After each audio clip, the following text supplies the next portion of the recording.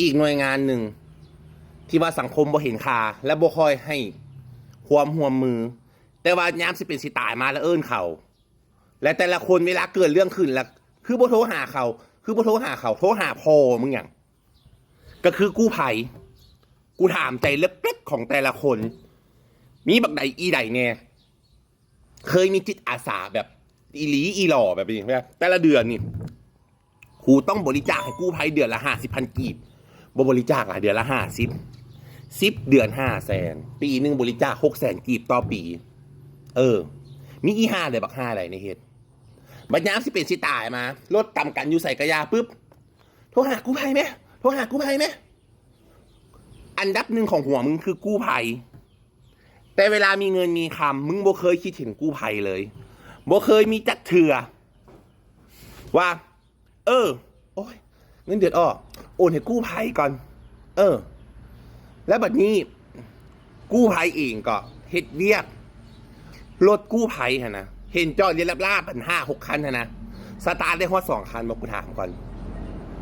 น้ำมันนี่นะสิออกไปซอยชีวิตหัวปอดสูนี่นะหัวปอดพวกมันรถต่ำกันหัวปอดอันสิตายสิล้มสิตายนะกู้ภัยได้จกเงินกันเองซื้อผู้ละ50,000จกคนจิตอาสาสุขึ้นเบิ้งสัวอย่างไร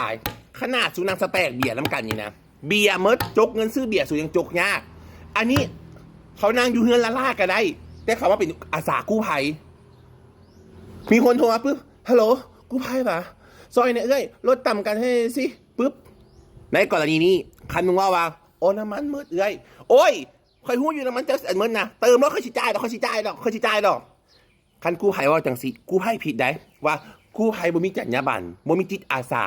เฮ็ดหยังก็มีแต่เงินกับเงินเอ้าแล้วกู้ภัยจะเอาน้ำมันรถมันจะใส่บ่อย่างไรว่าพื้นน้ำมันรถนี่ก่อนกู้ภัยจะเอาน้ำมันจะใส่มีใครบริจาคกระดักกระดอเนี่ยกูถามก่อนรถจอดเลี้ยงกันอัดลาดนี่นะ5-6 คันนี่นะสตาร์ทเลยจากคันมึงจะสูว่าได้เห็นธนาคารนั้นอันบริจาคอยู่เห็นมันบริจาคอยู่มึงเองนะขนาดหากินใส่ปากทุกมือแล้วมึงก็ควบคุมการใช้การจ่ายมึงได้มึงยังบ่พอแต่บัดนี้กู้ภัยกูถามมึงก่อนมันควบคุมได้สมอสมมุติเมืองหนึ่งเมืองเดอะเฟสมีกู้ภัยเห็นกู้อันหน่วยเดียวกู้ภัยเดอะเฟส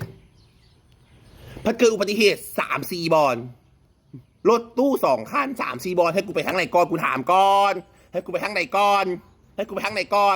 วันนี้ใกล้ปีใหม่ลาวอีกซ้ำสู่ที่ลุยกันแล้วก็มาโทษกู้ภัยว่ามีก็มีตายละล่ามีบริเหตุหยังพวกกู้ภัยนะเอาเต็งเงินไปสแตกบริจาคไปยังไงก็บ่เห็นสแตกฟังกูว่าเด้อพวกที่เอาเงินกู้ภัยไปสแตกแดกหายถ้าเรื่องอย่างตายหันมีแท้บอมีแท้เจ้าอย่าปฏิเสธกู้ภัยเขาจะปฏิเสธเขาต้องยอมความจริงว่าผู้ดีแท้ดีว่าผู้ซ่อผู้โกงผู้เอาเงินไปเลยมีแต่ผู้ดีนะ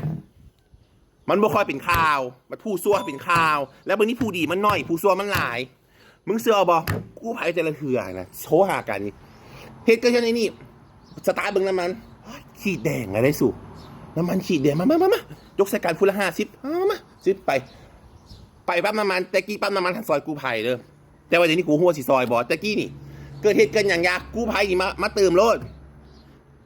สนับสนุนทีละ500,000ทีละ300,000เดี๋ยวนี้น้ำมันแพงเล่นเงินขึ้นทุกอย่างตัดเมดรวยก็รวยคนรวยกับบริวารสีมาเบิ่งแยงเจ้าเด้อเจ้าเห็นเขาทายรูปบริษัทเดอะเฟสบริจาคให้กู้ภัย10 ล้านกีบหันจักปีแล้วไปเซ็กรูปคืนเนี่ยบริจาคตั้งแต่ปีก่อนพูดเงิน10 ล้านมึงเสร็จมันอยู่ฮอดซ้ำใดกูถามมึงก่อนเป็นกู้ภัยนะได้ห่อเข้ามากินบอลกู้ภัยมึงเคยเห็นบอพวกจิตอาสานะพ่อกับแม่เมียได้ห่อเข้ามาห่อเข้าอยู่บ้านให้เจ้า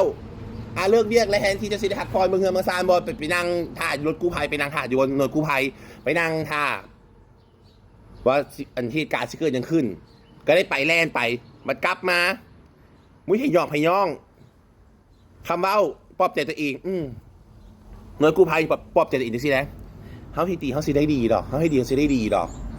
มันสิปลอบอะไรจากเถื่อฉะนั้นคอยบอกเลย เซิร์นบริจาคเนี่ยกู้ภัยฮะนะและก็หน่วยกู้ภัยค่อยขอเป็นส่วนหนึ่งเป็นศูนย์กลางถ้าพวกเจ้าต้องการความช่วยเหลือต้องการคนโฆษณาซอยแต่เอาขอกู้ภัยที่ว่าดีบสบโกงเด้ออันนี้เราขอโทษด้วยความจริงเด้อบสบโกงเฮ็ดเพื่อสังคมแท้ๆค่อยขอบเป็นส่วนกลางว่านี่เด้อกู้ภัยผู้นี้ค่อยสิไปก็ค่อยมีเวลาเลยเวลาจะส่งมาปุ๊บนี่เด้ออันไอ้อย่างก็บาขอพาโคตรเพลินสามารถร่วมบริจาคได้สู่ไม่ต้องบริจาคหลายดอกผู้ละ30,000เจ้าเสือบอกผู้ละ30,000 10 คน300,000 100 คน3 ล้าน1,000 คน100,000 คนเด้แบบนี้นะไม่เป็นเท่าไหร่อันนี้คือการช่วยเหลือสังคมที่แท้จริงกู้ภัยแต่เขาก็พูดว่าเป็นยังไงเดี๋ยวนี้แต่ว่ากู้ภัยนี่เตรียมทับซึกนักเลยต่อปีใหม่ลาวนี่อีหลีตะกี้ต่ำกันก็กู้ภัยเดี๋ยวนี้คอลลาเจนก็จะกู้ภัยอยู่ที่บอกโรตารี่งวดวันที่1ว้ายหลงงวดวันที่16 เดือน 4 ปี 2025งวดวันที่16 เดือน 4 ปี 2025เด้อกูหลงเด้อติดต่อมาที่เบอร์55002215เด้อใบละ100 บาทหรือ80,000 กีบจ้ะติดต่อมาจ้ะเฮงๆปังๆมันๆเด้อแต่ละมือแต่ละเดย์